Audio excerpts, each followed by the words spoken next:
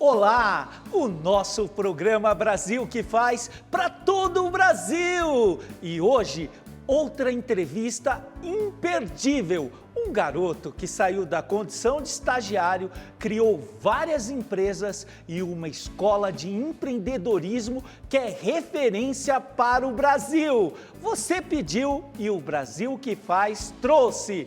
Álvaro Chocair, um fenômeno do empreendedorismo nacional. Que bom tê-lo aqui, amigo! Poxa, o prazer é todo meu, Elvis. Primeiro, obrigado pelo garoto. Por 43 anos, acho que não está tão garoto assim, mas ainda dá para o gasto. Eu te falei, amigos, tirar o óculos, tá um garotão. Aí eu não enxergo.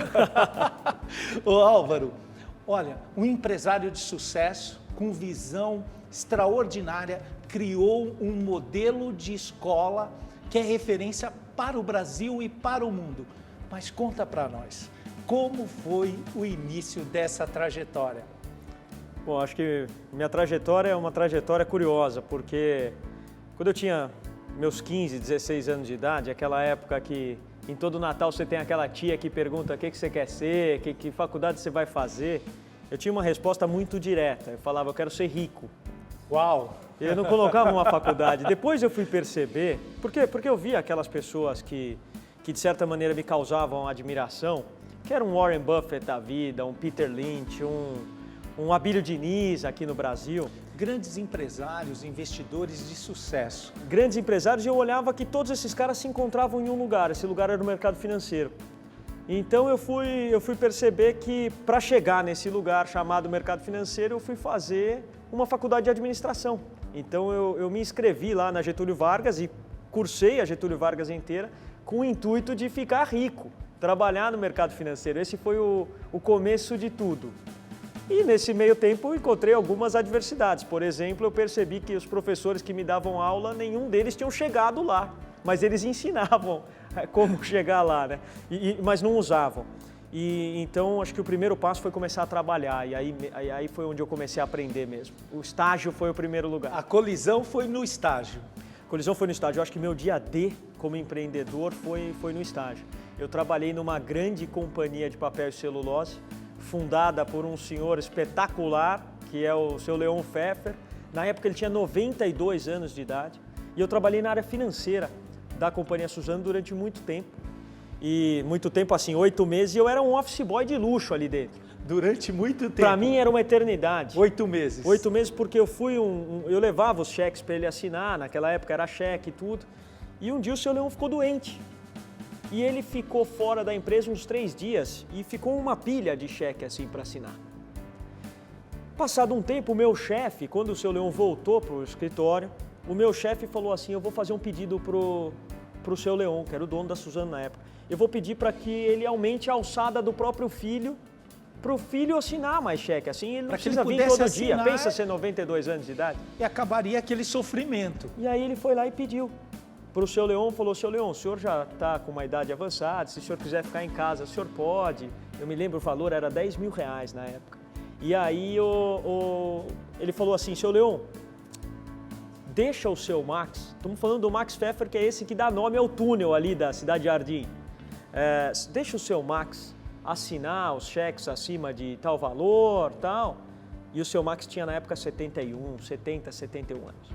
E o seu Leon virou para esse meu chefe e falou assim, esse menino tem muito que aprender ainda. Com 71 eu vou continuar anos. assinando.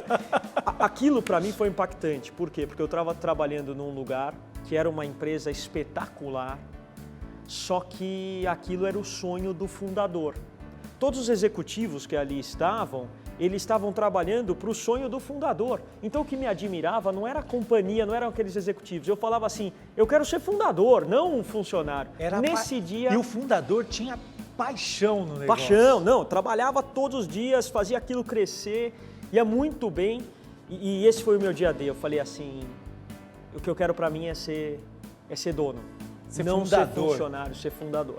Então, criar. Minha vida no empreendedorismo nasceu aí. Foi o único emprego que eu tive, eu nunca tive uma carteira assinada na vida, porque logo depois que eu saí da Suzano... Só o carimbo de estagiário por 8 meses. Por 8 meses. E depois eu saí, dei acho que uma sorte danada de estar na faculdade numa época que a internet chegou para o mundo. Então qualquer coisa que você digitasse www.algumacoisa.com virava uma porta de possibilidades.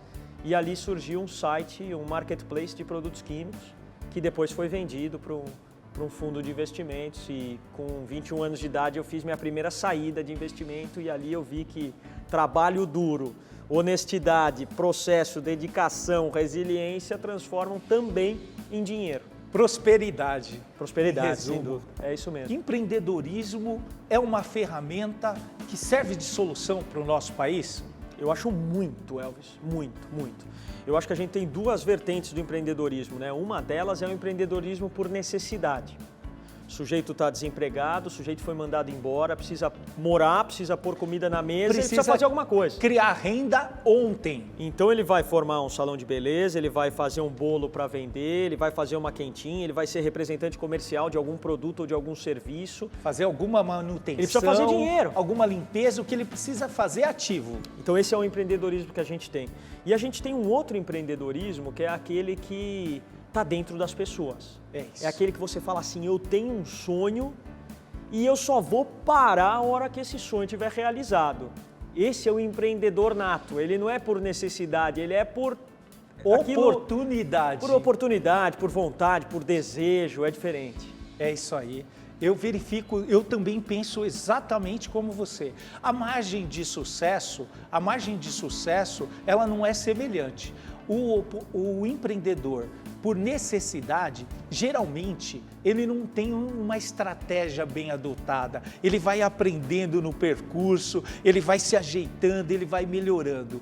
O empreendedor por oportunidade, por sua vez, ele até pensa e alguns pensam demais. O que você tem a dizer sobre isso? Primeiro, a execução faz toda a diferença. O que a gente mais vê é pessoas com boas ideias de negócio. O cara fala, eu tenho uma ideia de fazer isso. Olha, tive uma ideia de um produto, tive uma ideia de serviço, tive uma ideia de atacar um mercado. Mas no fundo, mesmo o que faz a diferença é a execução. Quantas pessoas tiveram a ideia do chinelo? A Havaianas está aí, a Ipanema está aí, é isso. Ô Álvaro, e o pior de tudo, amigo, é aquele que fala assim, eu tenho uma ideia, mas eu não vou contar para você, porque essa ideia é minha. E ele fica com isso e fica guardado com ele, e essa ideia nunca sai do papel. Vai morrer com ele. Com ele. Até porque se você acessou uma ideia, você tem que ter muita presunção, muita arrogância de você achar que você é o único cara que pensou naquilo. Exatamente. Se você pensou, muito provavelmente outras pessoas também acessaram aquele conhecimento. Agora, ganha o jogo no empreendedorismo aquele que executa. Aquele que põe na prática, aquele que arregaça a manga e fala, vou testar, vou errar, vou testar, vou errar, e uma hora você testa e acerta. O empreendedor, Álvaro, precisa ter muitas características essenciais. Coragem, criatividade, resiliência, paixão. Como adquirir tudo isso? Conta para nós. Bom, acho que a coragem vem de dentro de cada um. É difícil você adquirir coragem, né? A coragem às vezes vem por uma necessidade extrema que você tem que passar, ou por admiração. Às vezes você olha alguém que chegou aonde você quer chegar, aquilo gera dentro de você uma vibração espelhamento. Diferente. Fala assim, olha, eu quero ser igual a essa pessoa. Eu falo que é aquela sensação de final de filme de luta, sabe? Você sai do cinema, você quer lutar também, porque aquilo mexeu com você de alguma maneira. Então, se juntar de exemplos bons, permear a sua vida com essa frequência. Eu vejo o teu programa aí de notícias boas. Quem pensa coisa boa, só vem coisa boa. Quem pensa coisa ruim, você plantar batata, vai nascer batata, não vai nascer outra coisa. Né? É isso aí, Álvaro. Eu até indico, assim, eu falo com os empreendedores, com as pessoas em geral, de um princípio bíblico de prosperidade. Quem planta, colhe. Se plantar com vigor coisas boas, é inevitável, a colheita é farta. É isso mesmo. E acho que esse é o nosso papel. Plantar coisas boas, independente de quando vai colher, independente se somos nós ou não que vamos colher. Graças a Deus a gente teve pessoas que plantaram tâmaras e cerejas que hoje a gente pode comer, porque se dependesse da gente para plantar, para comer, não teria. Né? É verdade, amiga, é verdade. E o nosso relacionamento em si?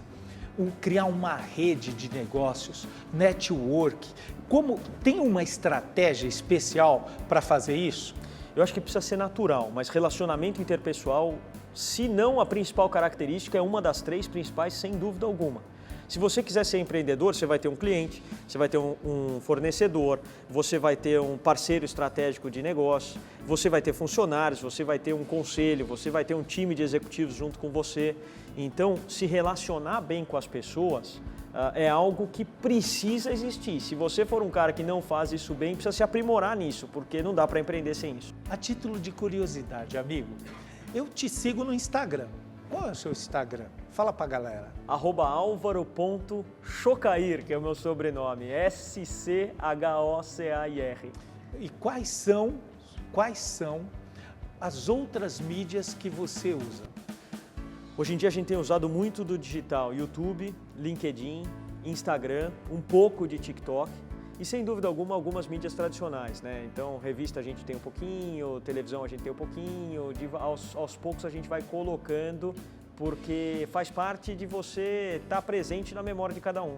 E agora, Álvaro, nós temos uma grande novidade, que é o podcast do programa Brasil que Faz. Além do nosso Instagram, Facebook e o canal do YouTube, que vocês vão ver ao final, nós temos agora todos os programas, todas as entrevistas no nosso podcast. E em cima disso, a gente fala da escalada da venda, como vender, do digital, de tudo isso que está acontecendo e a gente vê que todo mundo tem concorrência. Como lidar com a concorrência? Primeiro, aprendendo. Eu acho que a concorrência é a pesquisa de mercado mais barata ou grátis que você tem na mão. Então, aprender sem dúvida alguma. Se você está pensando em como resolver um problema na tua empresa, o outro lado também está. Aprender, a concorrência é uma maravilha nesse sentido. E sem dúvida alguma, ver o que você se diferencia.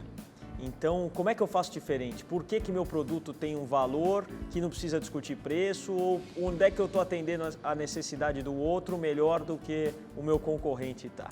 Então, eu acho que aprendizado e diferenciação são 2 elementos. Para falar de concorrência, não dá para deixar de falar deles. Treinamento contínuo, conhecimento da causa, aprendizado constante. Sem dúvida alguma. A venda tem os seus processos. Tem o funil, tem a saída, a taxa de conversão. Correto? Perfeito. E depois disso, o pós-venda. Qual a importância da gente fazer o pós-venda?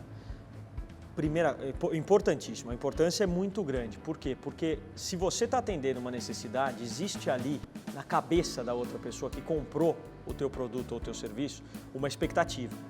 Essa expectativa ela pode ser atendida, ela pode ser mal atendida ou ela pode ser superada. O pós-venda precisa sempre trazer a entrega para cima da expectativa. Um feedback que para você ter uma melhora constante sempre, do benefício. Sempre, porque tem gente que vende e não entrega aquilo que foi vendido. É verdade. Aquelas fotos de lanche, qualquer lanchonete, você vê a diferença clara. Você tem uma foto bonitona e o lanche que vem, a turma até brinca, né? Expectativa, realidade. Isso te dá problema no pós-venda. Por quê? Porque você vai ter alguém que setou a expectativa dele lá em cima e o que ele recebeu foi abaixo disso. Se você entrega aquilo que você combina ou acima do que você combina, teu pós-venda é uma maravilha. Se você entrega abaixo, pode ter certeza que você vai ter problema e muitas vezes vai sair mais caro para a tua companhia do que se você entregasse um produto que atendesse a expectativa. Até porque a fidelização desse cliente tem uma importância fundamental. E você fidelizar um cliente atual, ele é muito mais barato do que fidelizar um cliente insatisfeito ou reverter aquela insatisfação. Concorda? Sem dúvida alguma, sem dúvida alguma. Isso funciona com quase tudo, né, Elvis? Nós estamos aqui hoje reunidos aqui nós dois. Você está tendo uma impressão sobre a minha pessoa, eu estou tendo uma impressão sobre a sua pessoa. Ao nos despedirmos daqui a pouco, eu vou ter podido ter deixado a sua vida pior, igual ou melhor, e você vice-versa comigo. Exatamente. Então seria bom que a gente deixasse a vida de todos melhor. Para um vendedor também é assim. Isso. Se você conseguir deixar o teu cliente ali satisfeito, se sentindo melhor depois que ele usufruiu daquele serviço ou comprou aquele produto, puxa vida, ele vai voltar sempre, vai indicar sempre. a recíproca é verdadeira também. Se o cara for mal atendido, se o cara se sentir pior, Você perdeu o cliente. você perdeu e aquilo tem um efeito multiplicador muito pior, porque as pessoas gostam muito mais de falar mal dos outros do que bem. As notícias más se propagam de isso uma aí. forma infinita. Não tenha dúvida nenhuma, basta ver esses sites de reclamações aí que existem na internet. Não tem site de elogio na internet, de reclamação. Tem vários. Opa! Ô Álvaro, você constituiu várias sociedades ao longo da sua carreira, inúmeras. Como foi a criação deste mastermind? Como você uniu habilidades para ter sucesso? Eu acho que primeiro, aprendendo muito com pessoas mais velhas, pessoas que trilharam esse caminho, muito na prática, errei muito, tomei muitos tombos, acertei muito também, graças a Deus os acertos foram maiores do que os erros. Predominantes, mas experiência, admiração e pensar. Acho que são as três formas que a gente Porque tem de tem aprender. pessoas que estão nos assistindo agora e até escolhem sócios assim. A pessoa que tem afinidade, a pessoa que escuta, a pessoa que tece elogios, a pessoa... Essa não é a melhor forma de escolher seu sócio. Para escolher sócio, guarda 2 elementos que você não vai esquecer nunca mais. Primeiro, os valores precisam ser iguais. Se você é uma pessoa que gosta de fazer o bem para o mundo, tenha pessoas na sua sociedade que pensem da mesma maneira que você. Então, os valores precisam ser iguais. Agora, as competências precisam ser complementares. Então, Exatamente. valores semelhantes, competências diferentes. Valores e princípios no mesmo sentido. No mesmo sentido e competências diferentes. Porque se eu for bom de finanças, você for bom de finanças e o outro for bom de finanças, quem vai fazer o marketing, quem vai fazer o comercial, quem vai fazer a coisa rodar, quem vai fazer o jurídico? Então, eu acho que a gente precisa prestar atenção nesses 2 elementos para escolher sócio. Somar competências, Sempre. somar habilidades. Tudo apontando para o mesmo valor. Exatamente, exatamente. Eu concordo plenamente contigo. Mudando um pouquinho a chave. O empreendedor precisa pagar o preço. O que consiste em pagar o preço? Do empreendedor? Bom, vamos lá. Você nunca vai fechar a porta do escritório e vai embora para casa e não parar de pensar nisso. Eu acho que você trabalha 24 horas por dia, ainda que seja... Às vezes você sonha com alguma coisa que você quer resolver, então você está sempre trabalhando. E eu acho que tem um preço da burocratização do sistema como um todo que é doído para o empreendedor. Você vai tomar uma dívida, é uma dívida cara, o nosso sistema trabalhista não ajuda muito. Já melhorou bastante. Já melhorou muito. A tributação não ajuda muito, né? Questão de segurança não ajuda muito. Existe uma incerteza macroeconômica, política, regulatória que ronda instabilidade. Muitos setores, uma instabilidade, então é aquela... Resiliência pura. Você luta contra tudo e contra todos, mas de novo, existe a outra parte disso, só pra gente não ficar na parte ruim. Vale a pena. A parte de você chegar em casa, botar a cabeça no travesseiro e falar assim... Puxa, Consegui. Eu sou aquele menino que queria virar jogador de futebol e que conseguiu virar jogador de futebol. Esse, só quem desce pra arena tem essa sensação. Não tem preço. Não dá nem para explicar. Disputa final não tem preço. Não tem preço. É uma coisa muito especial. Álvaro, quando você viu o ponto de virada, falou assim, vai dar certo. Quando que você falou assim, olha, por exemplo, essa empresa vai estourar. A primeira empresa sua. Foi quando a gente consegue atrair o primeiro cliente que não está ali no teu ramo de família, no teu ramo de amigos. É quando alguém de fora olha e valoriza aquilo que você está fazendo e fala, eu estou disposto a pagar por isso. Alguém colocar a mão no bolso e te dar um dinheiro por aquilo que você propôs a vender, mostra que você tem alguma coisa que resolve o problema de alguém. Especial, você cura uma dor. Você cura uma dor. Nessa hora você passou a existir como empresário. Até esse ponto é uma ideia, é um projeto. Muito bem. A hora que alguém chega e fala assim, eu pago por isso que você está fazendo, você tem um negócio. Você já falou do digital, da inovação, mas como vai ser essa transformação daqui para frente? Eu vejo da seguinte maneira, a transformação já está acontecendo, né? Hoje, se você pegar uma agência de turismo, dessas que tem uma loja lá física num shopping, você tem que parar ali, entrar e ver lá todos os pacotes, e ver onde você vai viajar, o que cabe no teu bolso, ver se a tua família vai se satisfazer com aquilo e vai para aquilo. A venda disso está mudando. Não vai existir mais isso. Isso acabou já. Quem vai mais vender pacote de turismo? É aquela mãe no grupo de WhatsApp de mães da escola que vai estar lá num resort do Nordeste e vai falar, dá uma olhada onde eu tô. E ela tira aquela foto que aparece Linda, a perna dela, uma caipirinha e a praia na frente. A outra mãe vai falar, mas onde que é isso aí que você tá? Nessa hora ela vendeu aquele pacote. Então vai migrar para isso. Sem contar a imersão no próprio ambiente só com óculos 3D.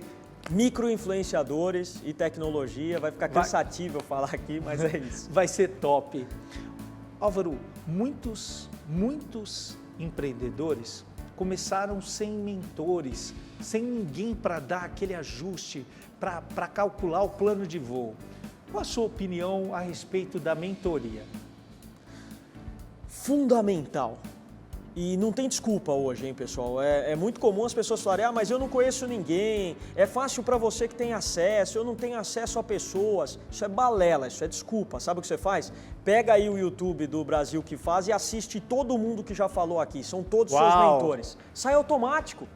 Ou não sai? Só craques. Um monte de gente senta aqui, começa e você traz pessoas que têm testemunho, não são pessoas só que falam, são pessoas que fazem. Então você assiste desde um Caíto Maia até um João Kepler ou um Geraldo Rufino, que tem uma história brilhante. Sensacional. Senta aí, assiste todo esse YouTube, acabou. Você ganhou mentores para a sua vida inteira. Troca o seu Netflix, não pode falar nome, pode? Troca o seu Netflix, troca sua rede social para assistir isso, você vai ter mentor. Acabou. Álvaro, o empreendedor precisa ter visão. Qual é o novo mercado? Eu acho que a gente tem mercados que estão despontando claramente, principalmente aqui no Brasil. Se você pegar o mercado agro, por exemplo, é um mercado que... O agronegócio está explodindo. Não tem mais volta, porque a população mundial cresce. País que tem acesso à água, que é o que você precisa para fazer uma proteína de qualidade adequada, você tem o Brasil e só. Então nós seremos celeiro para o mundo e continuaremos cada vez mais atendendo isso. Por muitas décadas. Então o agronegócio não tem mais volta. Tecnologia não tem mais volta. Com o envelhecimento da população, o mercado de saúde é um mercado que vai continuar crescendo muito. O envelhecimento da população diz isso e a preparação para a melhor idade é um processo contínuo e a pirâmide contrária. O Brasil tem uma população economicamente ativa, jovem, gigantesca, ao contrário da Europa e de outros países. Nós temos ainda um grande nicho que é a melhor idade. A terceira idade do Brasil ainda tem como se trabalhar, mas no mínimo meio século. É isso mesmo. Então, agro, tecnologia, saúde, sem dúvida alguma, vocês vão estar bem posicionados. E você, Álvaro, já teve uma visão estratégica. Você simplesmente montou uma escola de empreendedorismo que é referência para o Brasil e o mundo. Conta para nós. A Link, ela nasceu de um sonho de dar asas a sonhadores, de dar ferramentas àquelas pessoas que querem ter uma empresa, para que elas possam ter essa empresa de uma forma mais suave do que um empreendedor comum, né? A nossa educação de negócios, ela é muito voltada para formar executivos, muito formada para formar CEOs. Para formar CEOs, e não tem nada de errado com isso, é só uma característica, né? Isso é muito bom, mas é um ângulo da formação. É isso, a Fundação Getúlio Vargas, quando a gente olha, ela foi criada em parceria com a indústria automobilística e a Michigan State, ou seja, vamos formar bons gestores para uma indústria que está chegando no Brasil, isso 70 anos atrás. Exatamente. Forma bons executivos. Se você pega as outras escolas, elas jogam pessoas para o mercado financeiro, para o mercado corporativo. Você falou uma coisa interessante. Veja bem, você nunca foi empregado. Eu passei por um processo para ser empregado. Eu estudei no Senai, Eletrônica Industrial. Que é espetacular. Que foi uma virada de chave no meu mundo. Eu aprendi ali como ser eficaz, como ser capaz, mas para ser empregado. Técnico eletrônica, para ser empregado. Aí quando eu comecei a empreender, foi quando eu me formei em Direito e me tornei advogado. E aí eu virei a chave. mas a nossa geração foi criada para ser empregado. E não tem nada de errado com isso. Nada disso. Né? O que não dá é você ter alguém que não quer exercer essa função e quer ser dono, e esse cara não ter uma referência. Não tem uma Porque formação não tem nada de errado você ele. falar assim, eu quero ser engenheiro mecânico que vai trabalhar dentro da fábrica da Mercedes em São Bernardo do Campo. Que linda carreira! Que linda carreira, eu quero ser torneiro mecânico porque está me dando uma condição melhor para viver minha vida. Que linda carreira. Torneiro CNC. Espetacular. É. Não dá para dizer que tem erro. Agora tem um aqui nesse meio que fala assim, não, eu quero ter minha empresa. Esse cara, ele aprende na base da pancada. Então, o que a gente fez? Quando a gente montou a Link, a gente tentou dar ferramentas de conteúdo, de relacionamento, de acesso a capital e um ambiente minimamente controlado, seguro, para que esse cara possa desenvolver um produto ou um serviço e oferecer para o mercado regional e o mercado internacional e falar assim, olha, do Brasil está saindo isso daqui para o mundo inteiro. E ali estudando ele já se torna um empresário, um empreendedor no curso da universidade. Hoje tem uma coisa que nos orgulha muito. Hoje 30% dos nossos alunos já são empreendedores, têm um CNPJ, emitem nota fiscal, Uau. Muitos pagam a sua faculdade com a empresa que eles desenvolveram ali dentro. Isso não existe uma faculdade no mundo que faz isso, Elvis. Quando a gente olha uma faculdade de negócios de Stanford, por exemplo, esse número está em 20%. Harvard ainda é mais corporativa ainda, tem menos empreendedores, né? Quando a gente vem para as escolas de negócios do Brasil, gira em torno de 3%, 4%. A gente está em 30% no quarto semestre. Sensacional. Então isso nos deixa muito contentes, porque nada mostra mais que está dando certo do que o mercado aceitar um produto ou um serviço de um rapaz de 17, uma moça de 18, 19 anos que bolou aquilo para oferecer. E qual é o site da Link? lsb.com.br, linkschoolofbusiness.com.br. E ali você conhece mais desse modelo. Ah, tá tudo lá. Álvaro Chocair, quem é o Brasil que faz para você? O Brasil que faz para mim são todas aquelas pessoas que são capazes de entrar num banheiro, qualquer que seja esse banheiro. Ele pode ser público, ele pode ser de alguma instituição privada, ele pode ser o da sua casa. Toda vez que você entra num banheiro, quando você sai dele, ele pode ficar pior, ele pode ficar igual, ou ele pode ficar melhor com a sua passagem ali dentro. Uau. O Brasil que faz é daqueles que saem do banheiro e deixam aquele ambiente melhor. O resto é palavra. Uau! Eu agradeço a Deus por essa entrevista, aliás, por essa aula de empreendedorismo e de vida. Muito obrigado, amigo. E eu agradeço pelo convite, prazer estar aqui com você. Obrigado, Elcio.